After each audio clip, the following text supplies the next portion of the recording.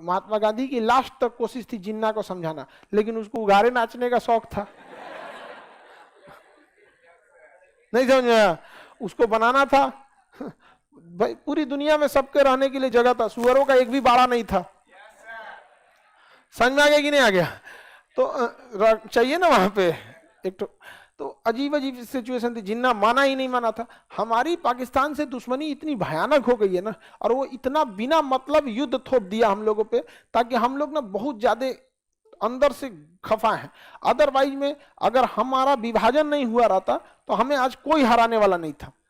और लोग भले कहते पाकिस्तान, हमारा विभाजन हम लोग का है, वो यहाँ पर क्या दिक्कत था, हम लोग का वहां रहता था। चाइना लड़ लेते हमसे, ग्वादर बंदर का कर लिए रहता, कुछ नहीं कर पाते। यहाँ एशिया में हम लोग बहुत बेहतरीन ढंग पर, हमारा रक्षा बजट की भी उतना जरूरत नहीं थी। हमें रक्षा बजट खर्च करना पड़ता है और उससे यूरोप वालों को पैसा देना पड़ता है, राफेल दो, तुम हमें हेलीकॉप्टर दो, जहाज दो, इसलिए ताकि हमारा तुम एक हिस्सा अलग कर दियो। तुमको पैसा देने से अच्छा इसी को मिला लेते हैं, खत्म कहानी, यही सही रहेगा। अफगानिस्तान से हमारी कोई फिलहाल दुश्मनी नहीं है, ईरान हमारा एकदम अच्छा दोस्त है, कोई दिक्कत ही नहीं है। उधर में एगो चाइना ना बच जाएगा, चाइना भी निपट जाएगा। चाइना डायरेक्ट कहां लड़ता है? पाकिस्तान से चढ़ाता है, पाकिस्तान को क्या करते रहता है? चढ़ाते रहता है। तो स्वराज दल भी क्या हो गया? एक हो गया। स्वराज दल क्या हो गया? मिल गया। और धीरे धीरे स्वराज दल अपना अस्तित्व खो दिया। और केवल कौन आया? कांग्रेस। केवल कौन आया? कांग्रेस। आप बताइए गांधी जी सही किए थे कि नहीं? बाकी लोगों को नहीं करना चाहिए था, करना चाहिए। लेकिन आप देखिएगा जो इतिहास का 4 पन्ना नहीं लिख पाएगा वो गांधी जी को सबसे पहले गिरी आएगा।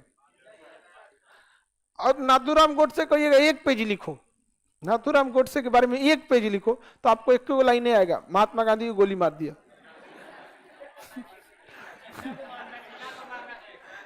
1 पेज को जब लेते 1 पैराग्राफ ना लिखे, भर गया, खत्म कहानी।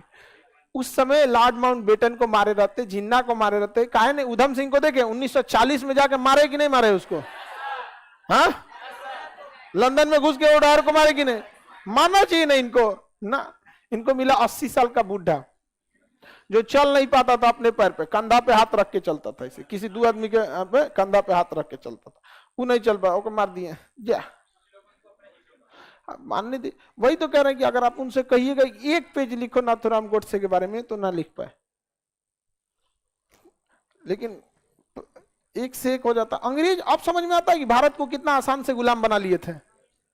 जिसने हमने लिए लड़ा, लोग उसको गोली मारे और उसके भी समर्थक हैं, तो अंग्रेजों के कितने समर्थक होंगे?